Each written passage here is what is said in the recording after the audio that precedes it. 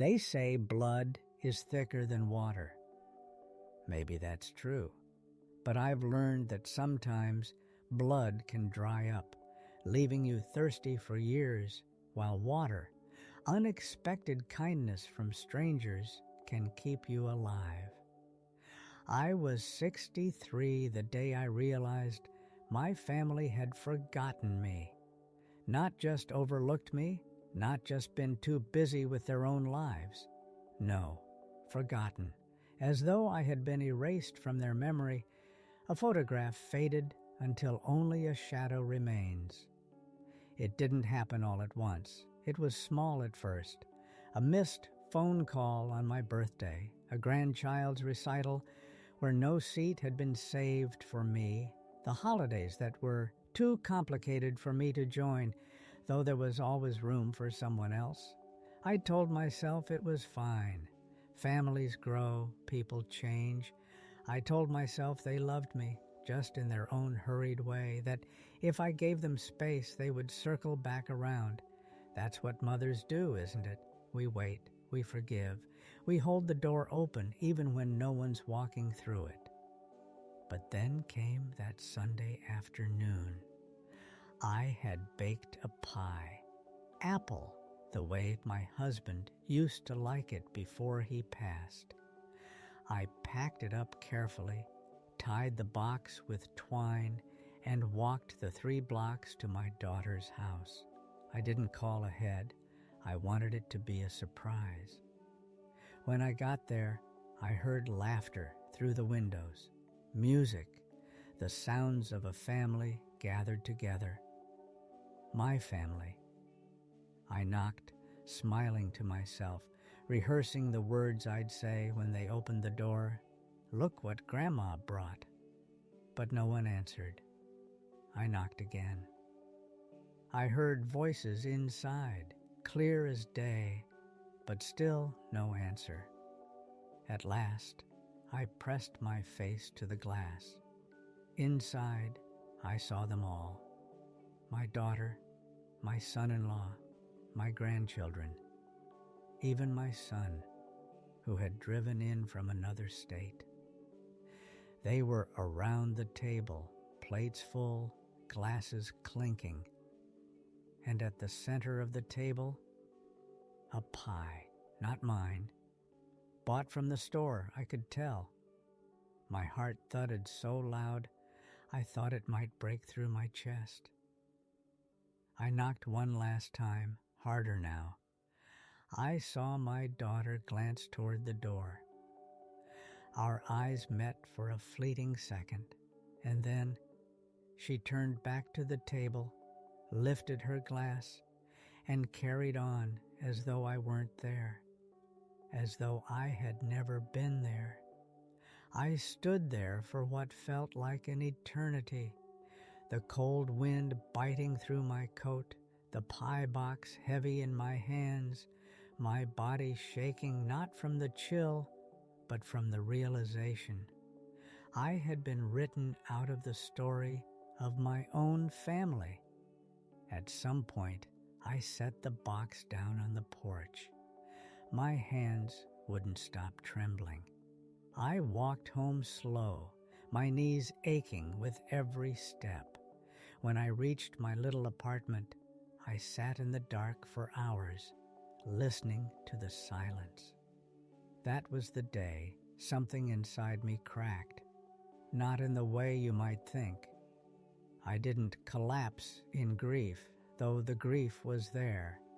I didn't storm over the next day demanding answers, though the anger burned hot. No. What cracked was the illusion I had been living under, that I still belonged to them, that if I just waited long enough, loved hard enough, forgave deep enough, they would remember me. But the truth was staring at me from that window pane. I had been forgotten, and if I didn't learn how to live again, not for them, but for myself, I would fade into nothing, just as they had already decided I should.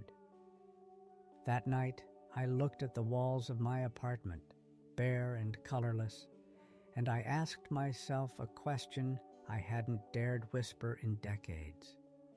Who am I when no one is looking at me? And for the first time in years, I realized I didn't know the answer, but I was going to find out. The morning after that Sunday, I woke up to silence. Not the peaceful kind, but the kind that presses down on your chest like a weight. You know, the silence that reminds you no one is coming, no one is calling, no one is thinking of you. I made my coffee black the way I'd always done since my husband passed. I set out 2 cups at first, out of habit, one for me, one for him. Then I caught myself, stared at that empty cup, and pushed it back into the cabinet. Another reminder, the house was mine, and mine alone.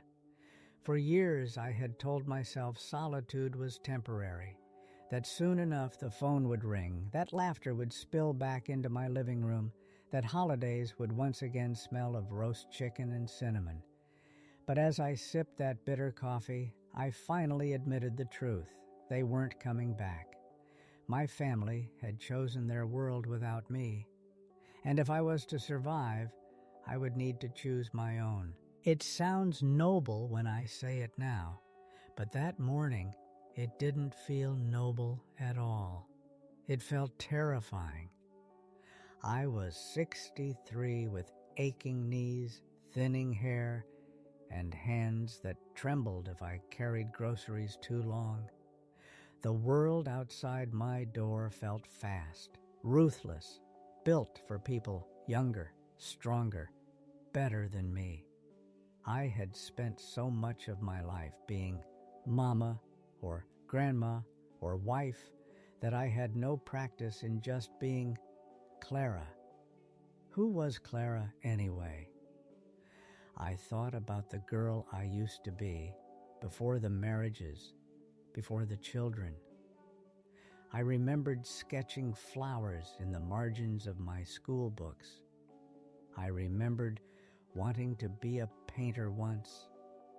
But life had pulled me another way, and soon there were bills to pay, mouths to feed, arguments to settle, and dreams got swept aside like dust into corners no one ever cleaned. I sat at that table until the coffee went cold, staring at my hands, wondering if it was too late, if a woman my age had the right to begin again. That afternoon, I made myself go outside. Just a walk around the block, I told myself. Nothing ambitious. The air was sharp, the kind that nips at your nose and makes your lungs feel raw. I wrapped my scarf tighter and pushed one foot in front of the other.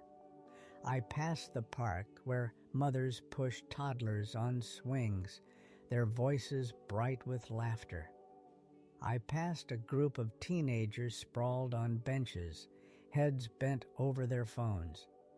I passed couples with clasped hands, dogs tugging at their leashes, and the whole time I felt like an outsider, like the world was a party I hadn't been invited to. But then I saw her, an older woman about my age, maybe older, sitting on a bench with a book in her lap. She wore a knitted hat, red as a berry, and her cheeks were flushed from the cold. She wasn't talking to anyone. She wasn't waiting for anyone. She was just there, present, at peace. I slowed my steps without meaning to. There was something magnetic about her calm. I wondered what it would feel like to sit with a book in the park, not worrying about who might see me, not worrying about who wasn't beside me. As I passed, she looked up and met my eyes, just for a second, and she smiled. Not the polite smile you give a stranger on the street. A real one, warm, unhurried. I nodded back, flustered, and kept walking. But something in me shifted. That smile, it said, "I see you." And in that tiny moment, I realized I had spent so long waiting for my family to notice me again, to remind me I was worth looking at. But maybe the truth was simpler. Maybe I needed to learn to see myself first. When I got home, I pulled out an old box from the closet. It was filled with things I hadn't touched in decades: scraps of fabric, old paintbrushes, a cracked palette. My hands shook as I lifted them out, dust falling like snow. I set them on the table, stared at them, and I whispered to the empty room, "It's not too late." That night I dreamed of colors, vivid reds, deep blues, golden light spilling across a canvas. I dreamed of hands that were mine, steady and alive, shaping something new out of the blankness. When I woke, the silence in the room hadn't changed, but for the first time in a long time, it didn't feel like a wait. It felt like a beginning. Beginnings are rarely graceful. They stumble, they wobble, they fall flat on their faces. Mine certainly did. The morning after I unpacked those brushes, I set the box on my kitchen table like it was an altar. The wood was chipped, the bristles frayed, the palette warped from years of neglect. Still, I looked at them as though they might save me. I laid out a sheet of paper, not even proper canvas, just the back of an old grocery list. I mixed some leftover paints I'd found at the bottom of the box, thick, cracked, half-dried, and tried to remember what it had once felt like to move color across a page. It was a disaster. The brush left streaks, the paint clumped, the colors bled into a muddy mess. What had I expected? That some forgotten talent would bloom again at 63? That the years of silence and sacrifice could be brushed away with a few swipes of paint? I threw the paper into the trash. I nearly threw the brushes in with it. For hours I sat there, staring at the mess I'd made, the mess I was.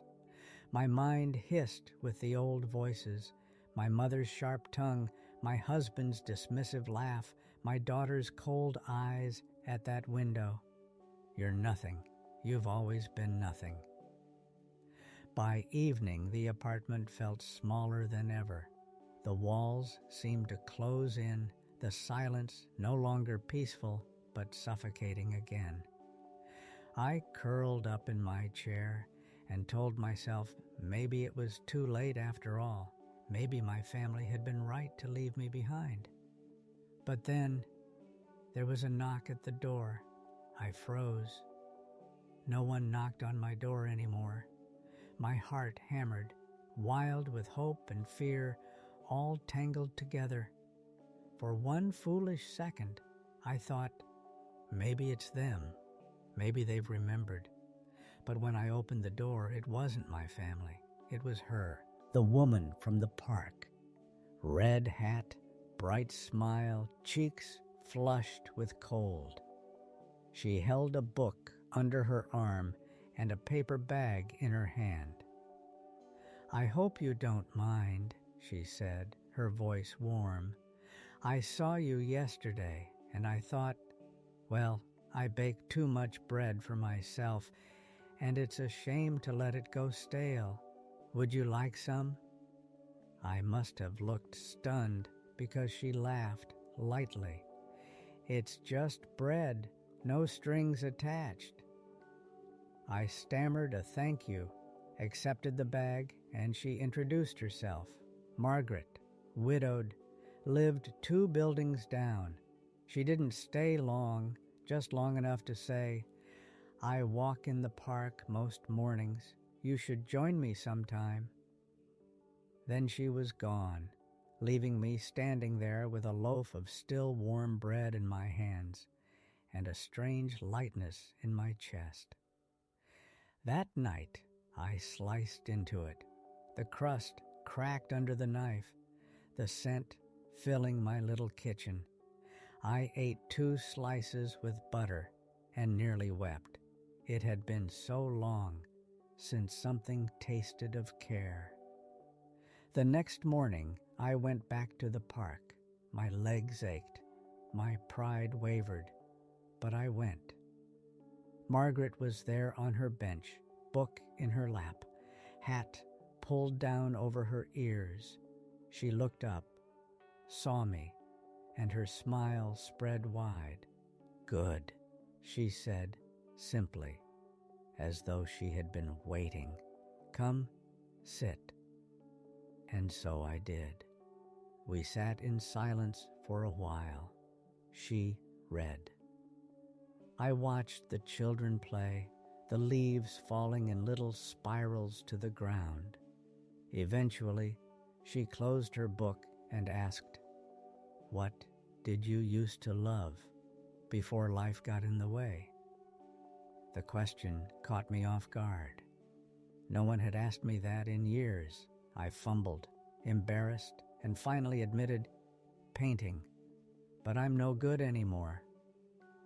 She studied me, eyes kind but sharp. No one is good when they first begin again. That's why it's called beginning. Her words landed like a stone dropped into still water, ripples spreading. That afternoon, I pulled the brushes out of the trash, washed them carefully, laid them out to dry. But here's the turn, because life never lets you rise without trying to shove you back down. 2 days later, I called my daughter. My hand shook so hard on the phone, I nearly dropped it.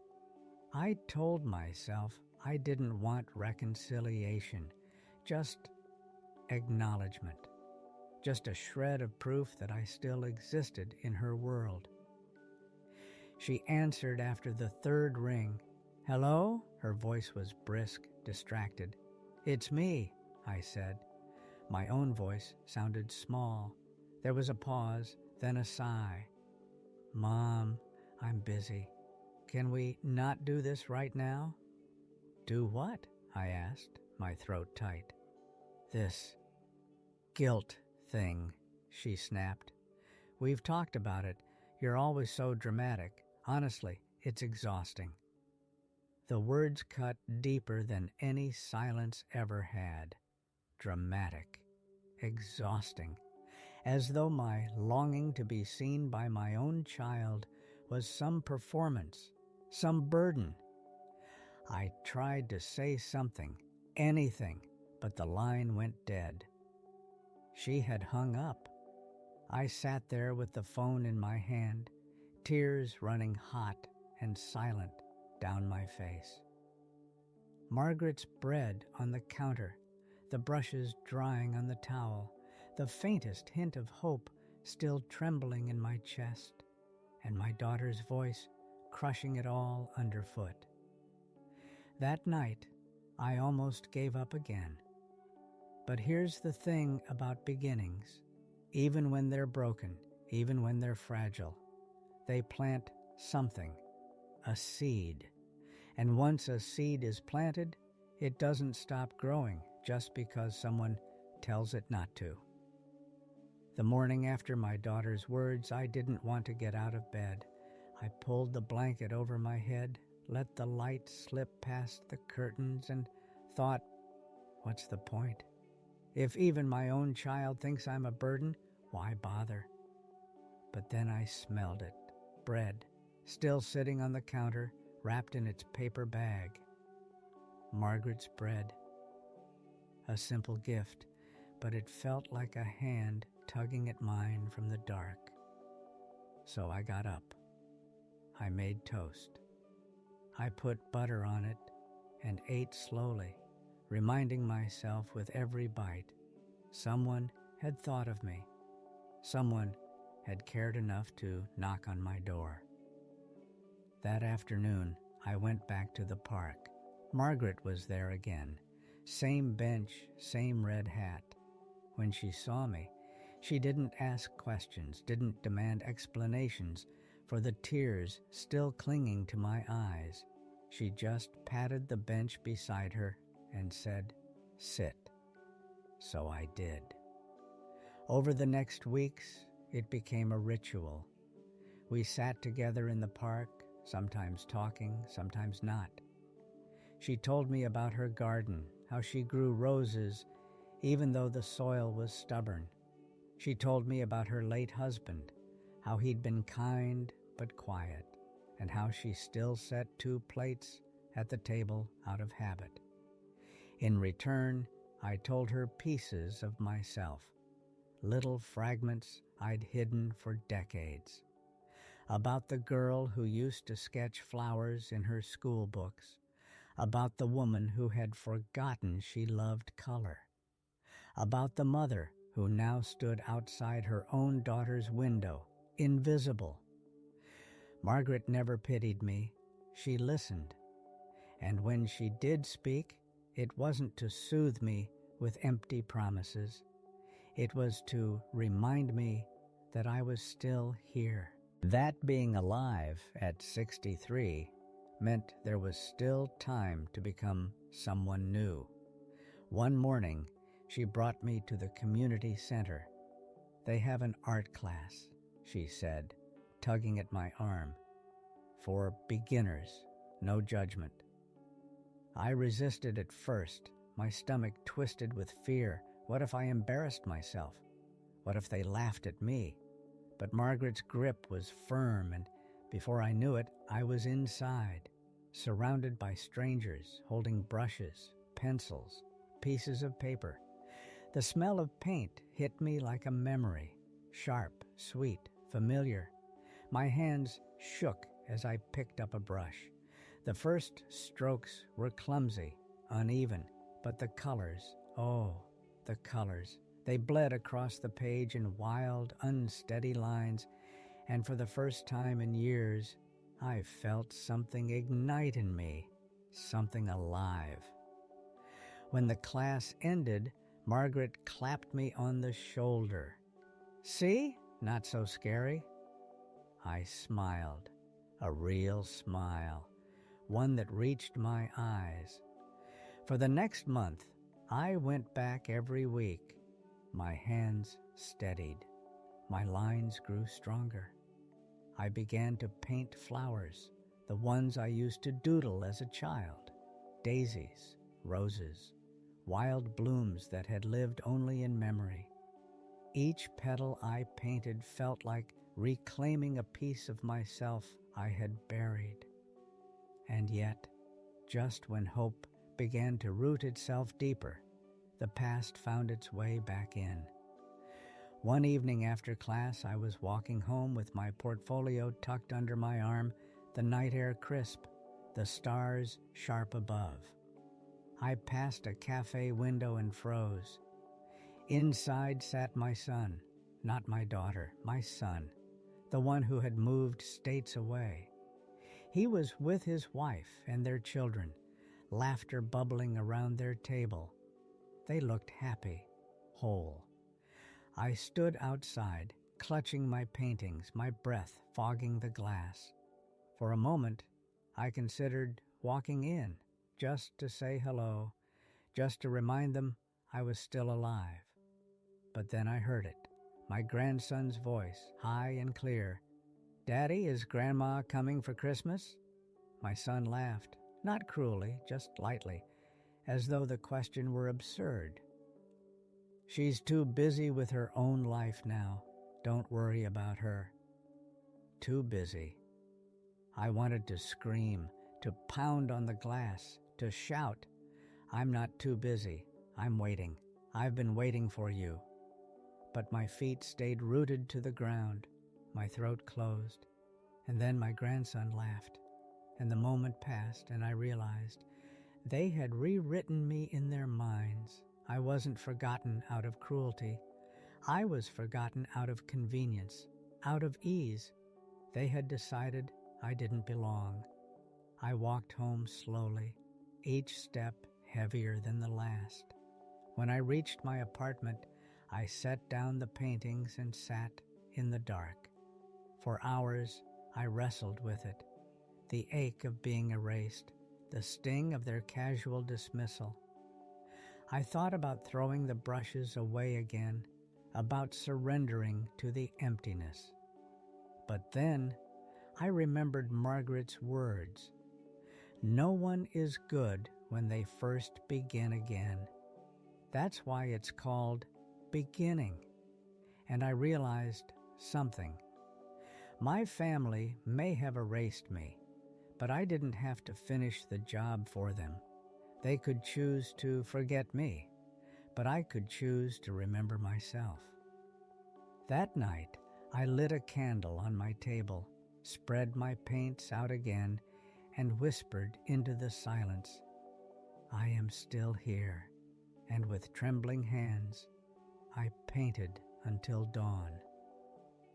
It's a strange thing how courage grows, not all at once, not in great leaps, more like drops of water, steady, patient, wearing down the stone of fear until it finally cracks.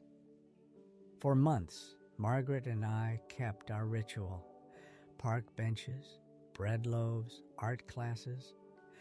I could feel myself changing, though quietly, like a seed stirring beneath the soil.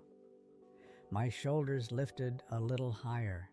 My laughter came a little easier. My hands, once trembly and unsure, began to move with confidence over paper. And then, one afternoon, my teacher at the community center, Mr. Alvarez, a kind man with paint-stained shirts and patient eyes, asked if I'd considered displaying one of my pieces at the upcoming neighborhood exhibit. Exhibit? I repeated, half laughing. Why not? He said, shrugging. It's just the community hall, nothing grand. But people come, they look, they talk. It's good to share what you've made. The thought terrified me. Me, 63, invisible for years, forgotten by my own children, hanging my art on a wall for strangers to see?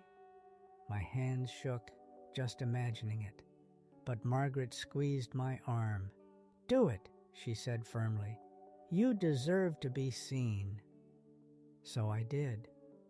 I chose a painting I had worked on late at night, the one I'd whispered to as I brushed the colors in, the wild roses, tangled and stubborn, climbing out of cracked stone. They reminded me of myself, overlooked, unwanted, but still alive. The day of the exhibit, I nearly turned back twice. My heart pounded, my palms slick, every old voice in my head sneering, Who do you think you are? You'll make a fool of yourself. But then I walked into that hall, and there it was, my painting, pinned to the wall under the harsh glow of fluorescent lights, not hidden in my apartment, not tucked in a drawer, on display. People stopped to look at it. Some tilted their heads, some murmured quietly. One woman even touched her chest and whispered, Beautiful. And for the first time in decades, I felt something swell in me I thought had died long ago. Pride. Not pride in my children, not pride in my husband, not pride borrowed from someone else's life. Pride in me, in my hands, in my work, in my survival. I floated home that evening, lighter than air. Margaret clapped her hands when she saw me smiling, saying, I told you so. And I believed her. Maybe, just maybe, I was starting to live again. But life, I've learned, has a way of testing you the moment you begin to rise. The next morning, my phone rang. For once, I didn't hesitate. I answered with a hopeful heart. It was my daughter. I heard about your little painting show, she said, her voice sharp. My chest swelled. Yes, I said softly. It was, well, it was wonderful. People seemed to like it. There was silence. Then she hissed, "Do you know how humiliating that is for us, for the family? People asking me if you're some kind of starving artist now, if we don't take care of you. You make us look like neglectful children, Mother. Do you ever think about anyone but yourself?" Her words struck like a whip. My breath caught, the fragile pride I had felt shattering into shards. I tried to explain. I wasn't trying to embarrass anyone. I wanted to paint. For me. "For you," she repeated, scorn dripping from every syllable. "Everything you do is for you. Do you wonder why you're alone? This is why." Then she hung up. I stood there, phone pressed to my ear long after the line had gone dead. The silence rushed back in, heavy and merciless. The voices in my head, the ones I thought I'd painted over, came roaring back, selfish, shameful, forgotten for a reason. I sank into my chair, tears spilling hot down my face. For a moment, I wanted to rip the paintings from my walls, to burn the brushes, to retreat again into the safety of invisibility. But then I remembered the roses, tangled, stubborn, clawing their way out of stone. I thought of Margaret's voice. "You deserve to be seen." And in that moment, through the tears, I whispered back, "I will not vanish again." That night, I painted until dawn. Not roses this time, but fire, red and gold and wild, a blaze that could not be contained. Because if my family insisted on forgetting me, then I would make sure the world remembered me anyway. Courage is contagious. Once you catch even a flicker of it, you start seeing sparks everywhere. After the exhibit, I carried myself differently. Not with arrogance, no, I was still too fragile for that, but with something steadier. My chin lifted higher, my steps felt firmer. For the first time in years, when I looked in the mirror, I didn't see just the lines on my face or the gray in my hair. I saw a woman still alive. Margaret noticed, of course. She always did. "You've got color in your cheeks again," she said one morning as we walked our slow loop around the park. "That's what happens when you stop hiding." It was she who coaxed me into another leap. "There's a women's circle at the library on Thursdays," she told me. "Not a formal club, just women who meet, talk, share. Some of them paint, some write, some just need to be heard. Come." The old me would have refused. Too shy, too ashamed, too afraid of taking up space. But this new version of me, the one who had hung a painting on a wall, said yes. The first evening, my hands trembled as I pushed open the library door. Inside, a handful of women sat in a circle of chairs, mugs of tea in hand. They weren't glamorous. Some wore wrinkled sweaters, others had hair hastily pinned up. But there was warmth in the room, the kind that seeps into your bones. Margaret introduced me. "This is Clara. She paints." Paints, the word lodged in my chest. Not she's a mother, not she's alone, not she used to. Present tense, she paints. One by one, they shared. A woman who had lost her husband after 40 years of marriage. Another who was raising her grandchildren while her own daughter disappeared into addiction. A third who admitted, with tears in her eyes, that she hadn't spoken to anyone outside her house in weeks. Their stories poured out like water from a cracked dam, and I sat there, stunned. All this time, I thought I was the only one forgotten, the only one erased, but here they were, dozens of women who had been pushed to the edges of their own families, their own lives. When it was my turn, my throat closed. The words tangled. But then I remembered the roses, the fire, the vow I had made to myself, so I spoke. My family forgot me, I said, voice trembling. I spent years waiting for them to remember, but I've realized I have to remember myself first. The silence that followed wasn't empty. It was full of nods, of murmurs, of tears, glistening in strangers' eyes. One woman reached across the circle and touched my hand. "You're not alone," she whispered. And for the first time in a very long time, I believed it. From then on, Thursdays became my lifeline. We laughed, we cried, we told the truths no one else wanted to hear. I began bringing my paintings, setting them on the floor between us. The women studied them, not with the sharp judgment of family, but with the soft reverence of those who knew what survival cost. One week, they asked me to speak at a local event, a gathering on resilience, hosted in the church basement. "Just tell your story," they said. "You've lived it, that's enough." My heart pounded, but I agreed. The night of the event, I stood at the front of a crowded room.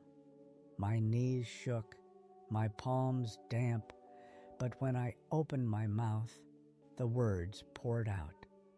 I told them about the window pane, about the pie left on the porch, about the silence of being erased. I told them about Margaret, about the brushes, about the roses clawing their way out of stone. And when I finished, the room was silent. Then someone began to clap, then another. Soon, the sound swelled, echoing against the walls, filling every corner. I had been invisible for so long, and now, all at once, I was seen. I walked home that night, lighter than air. Margaret squeezed my hand, her eyes shining. "See? You've found your voice again." But life never lets joy stand unchallenged. A week later, I opened my mailbox to find an envelope. My daughter's handwriting. My heart leapt, foolishly, thinking maybe she had listened, maybe she had softened. Inside was a single sheet of paper, no greeting, no warmth, just a note scrawled in sharp letters. "Stop embarrassing us. Stop telling strangers your sob stories. If you want attention, find it somewhere else. Don't involve our name. Don't come near the children. Enough." My hands trembled as I read it. My knees buckled. I sat on the floor of my apartment, letter crumpled in my lap, grief pressing down like a stone. After everything, after clawing my way back into life, after daring to share my story, my own child still saw me, not as a woman reborn, but as a burden, a shame, a stain. The old me would have folded then, would have silenced herself, retreated into the shadows, accepted the role they assigned me. But as I sat there, staring at that cruel note, another thought rose, fierce and steady. They could deny me. They could disown me. They could try to erase me, but they could not take my voice again, not ever. I rose, tore the letter in half, and whispered into the silence, "This time I will not disappear." When I tore that letter in half, I thought the hardest part was behind me. But sometimes, when you refuse to disappear, the world takes notice, and not kindly. The next Thursday, at the library circle, I brought the letter with me, its edges ragged from where I'd ripped it. I read it aloud. My voice shook, but I didn't hide. When I finished, silence filled the room. One of the women, Ruth, reached over and touched my hand. "That letter says more about them than it does about you," she said softly. "You've given them decades. Now it's your turn." Her words steadied me. They gave me courage to keep painting, to keep speaking. I accepted invitations to small gatherings, community talks, anywhere women wanted to hear from someone who had lived the ache of being forgotten. Every time I spoke, I felt myself grow taller, my voice richer, my life broader. But my family didn't stay silent. It started with phone calls I didn't answer. My daughter leaving sharp messages. "You're making us look like monsters. Do you want pity? Is that it? Do you want the world to think you raised us wrong?" Then my son called, his voice colder, more calculated. "Stop, Mom. This crusade of yours, it's embarrassing. People at work have heard, the neighbors talk. You're dragging our name through the mud. Enough." For a moment, their words stung. Old habits die hard. For so long, I had lived to avoid their disappointment, their anger. But each time I stood before strangers, each time I painted another canvas, I knew this was no longer about their name. This was about mine. The confrontation came sooner than I expected. It was at the spring fair. My paintings had been chosen for display in the town hall, a small honor, but one that made me glow with pride. Margaret was there, standing beside me, her red hat bright against the crowd. People stopped to admire the colors, my story splashed across canvas for all to see. And then I heard it. "Mother," my daughter's voice, sharp, cold. I turned. She stood there with her husband, arms crossed, her eyes blazing with a fury I had never seen so plainly before. Behind her, my son hovered, jaw tight, his children peeking out from behind his coat. The crowd seemed to fade. All I could hear was the pounding of my own heart. "What are you doing?" my daughter hissed. "Parading your misery in front of strangers? Making us look like villains? You should be ashamed." The old me would have shrunk, would have bowed her head, whispered an apology, taken down the paintings, begged forgiveness. But not this time. I lifted my chin. My voice was calm, steady. "I am not ashamed, not anymore." Her eyes widened as though I had struck her. "How dare you?" "How dare I repeated, louder now, the words rising like a tide. "How dare you erase me, pretend I don't exist, slam doors in my face while you feast at your tables? How dare you tell your children I am too busy for them, when the truth is, you chose to forget me?" Gasps rippled through the crowd. My daughter flushed scarlet. My son stepped forward, ready to silence me, but Margaret laid a hand on my arm, steady as stone.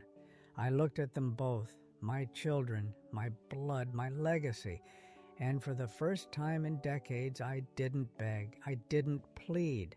"I gave you everything," I said, "my youth, my labor, my love, and when I had nothing left, you threw me aside. But hear me now, I will not vanish, I will not be erased. If you cannot bear to see me, then turn your heads, but I will not hide any more." The words rang out, strong, echoing against the hall walls. For a moment, no one spoke. Then, slowly, a sound began. Applause. It started with Margaret, then Ruth, then the other women from the circle. Soon strangers, neighbors, townsfolk joined in, the hall filled with clapping, with the roar of voices rising in support. My daughter's face twisted, pale with anger and humiliation. She grabbed her husband's arm, turned on her heel, and stormed out. My son followed, dragging his children with him, not looking back. I stood there, trembling but unbroken, the applause washing over me like fire and rain all at once. For the first time in my life, my family's rejection didn't feel like death. It felt like release. I was no longer waiting for their love. I was no longer chained to their memory. I was my own. And I realized then being forgotten was not the end of my story. It was the beginning of my freedom. After that day in the town hall, I stopped waiting for the phone to ring. I stopped watching the mailbox for cards that would never come. I stopped pressing my face to windows, hoping to be let in.